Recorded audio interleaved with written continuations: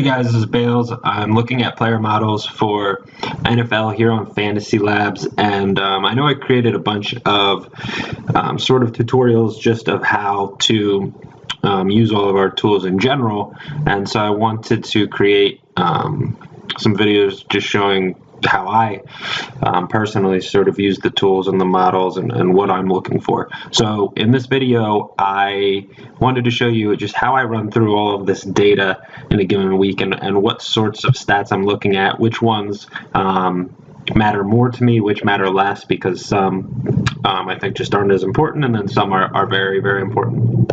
So we're looking at quarterbacks on DraftKings, and obviously the rating is the most important thing here, then that's based off of the model. But before I even look at that, just sort of take a look at a bunch of the different data for players. So we have a median projection, and then we have ceiling and floor projections that are based off of this, the median projection, using formulas that I created that sort of judge a player's volatility week to week based on where he's getting his stats from and the matchup and things like that. So I like to just sort by ceiling and compare that to the median projection. So this week we have Derek Carr, Tom Brady, Carson Palmer, Stafford, Rodgers, 1 through 5 in terms of projected ceiling, and we have Brady number 1 in median projection, Carr, Palmer, Stafford, and Bortles with the median projection. So right off the bat, I would wonder,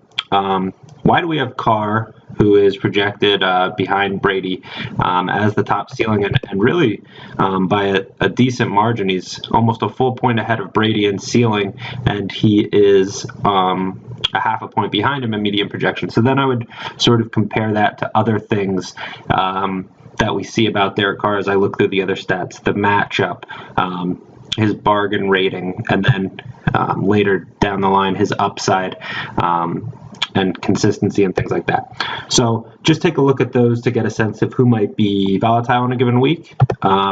Projected plus minus is a stat that we have that I care about more than traditional point per salary or point per dollar, which most people use. This is a pure mathematical value. I do think it's important, but there's a lot of things that are more important than just pure value, because you're never really looking for pure value per se, or never really dollar per point value. I think you're looking for either upside per point sort of in tournaments, or trying to maximize the guy's safety or maximize his floor. So you care more about the range of potential outcomes for a player that we sort of map out here in the player cards. So yeah, I don't care as much about that, but projected plus minus I think is a better tool, because it's sort of it adjusts for a player's salary. So we know historically. So for example, Matthew Stafford costs $5,400 on DraftKings this week. We know that historically players in that range, and this is based off of how his salary compares to other players at the quarterback position this week. But we know that based on all of that information, on average, he should score 13.12 points. We think he's going to score 22.3 points on average. So he's a projected plus minus of 9.2.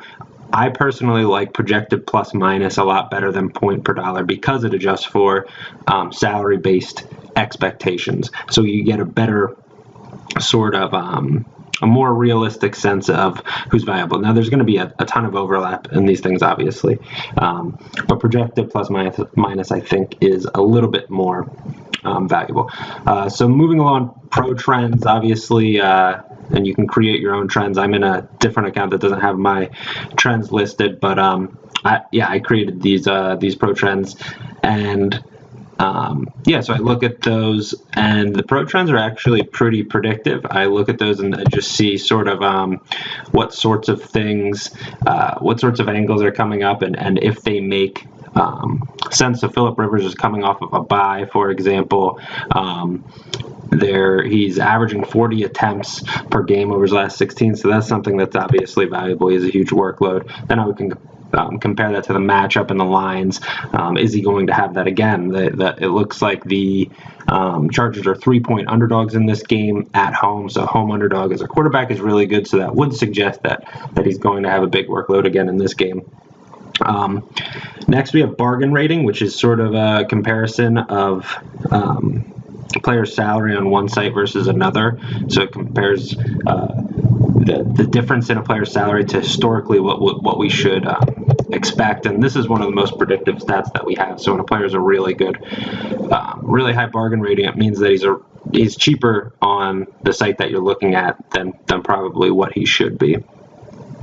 Opponent plus minus is the main stat we have to judge a matchup. It's how many points a defense is allowed to a position above or below what we should expect based on the quarterback's salaries. And we look at the past 16 games for defense. So, for example, Flacco is going to come out as a pretty good value because he's $5,300. Projected plus minus isn't bad. Points per dollar isn't too bad. He's in the middle of the pack. But he has a horrible matchup, so he has a ton of downside in this game. So even if he's a really good mathematical value, probably not the best play in cash games because the matchup is so bad. So the Rams have given up 5.1 points per game, less than what you'd expect based on opposing quarterback salary. So that's really, really bad. Another thing that I look at that I think people probably don't look at as much as they should is the number of snaps. This is the past almost every stat, unless otherwise noted, is the past year. It's a running 12 months.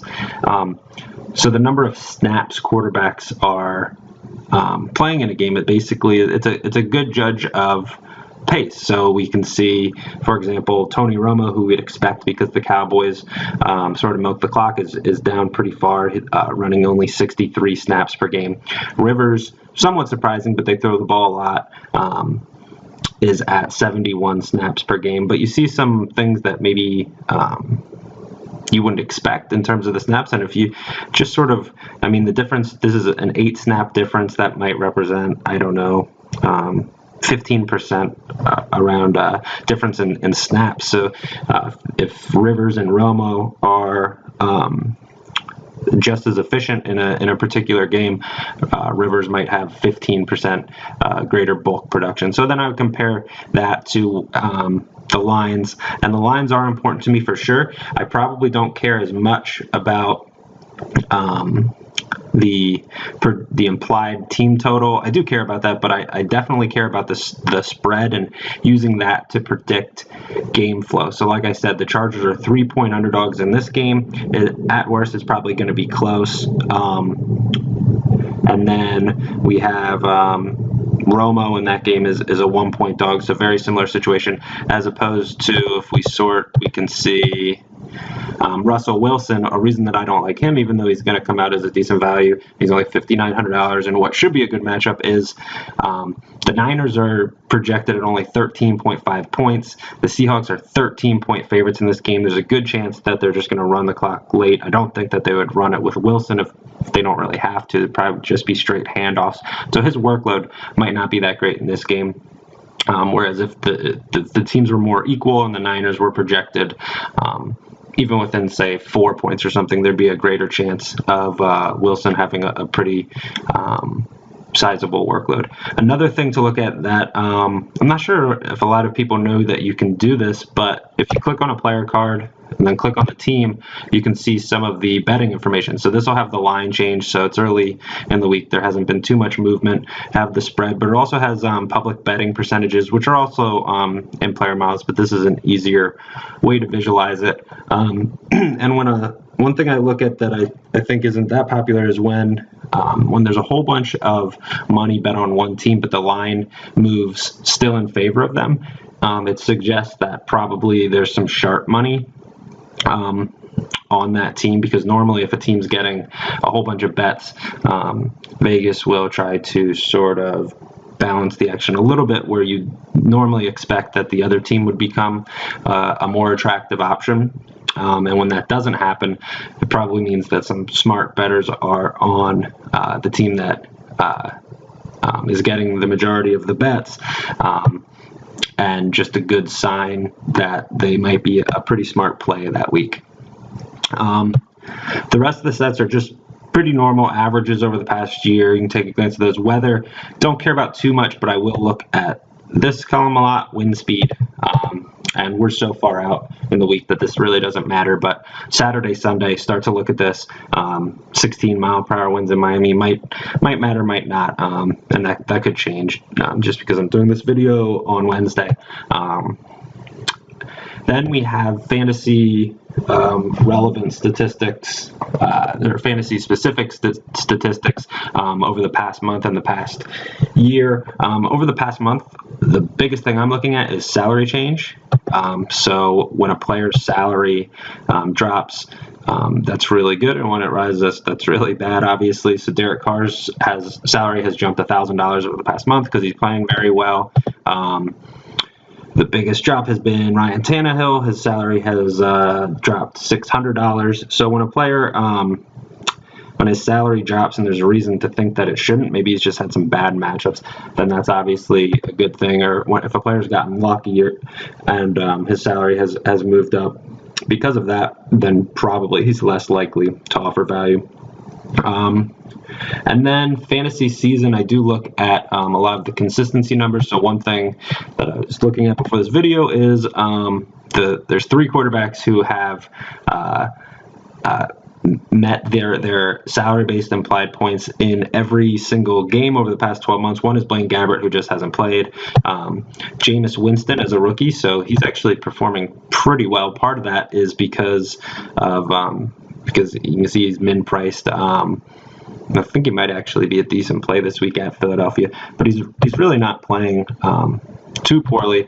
But then Carson Palmer, who has cost more, so it's more difficult for him to reach that consistency number, has surpassed his implied points in every single game. So he is, I would start to look at that. That's one piece of evidence that he's a consistent player. We have him projected well, obviously, this week. We have a projected plus minus of 6.9. He's in a matchup that's not that great, but it's also not completely horrible. And when I'm looking at matchups, I think that people overestimate sort of those middle of the pack defenses. For the most part, defenses are, I don't want to say the same, but there's a few that you really want to avoid. And then after that, I don't think we necessarily need to avoid certain defenses. And the Bengals do have a good pass defense, but I don't think it's one that you need to avoid. So I think Carson Palmer is going to be pretty underrated option this week.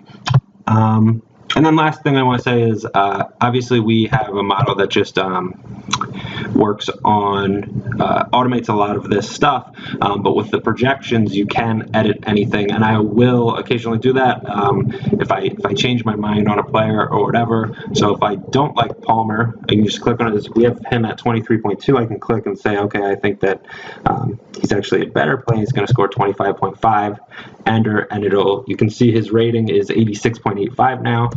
I can redo it, and it will move up. So now it went to 87.54. Anyone whose projection you've edited will have an X. If you click the X, it'll go back to our current projection form.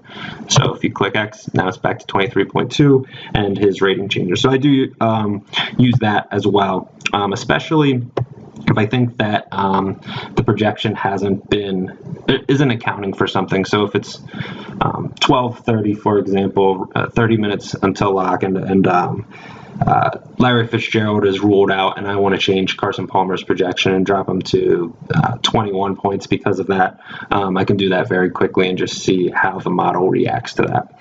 So yeah, I hope that this was a helpful way to see sort of which stats I think are most important and how I use this data. And I do all of this before I even really look at the ratings or mess with the models at all.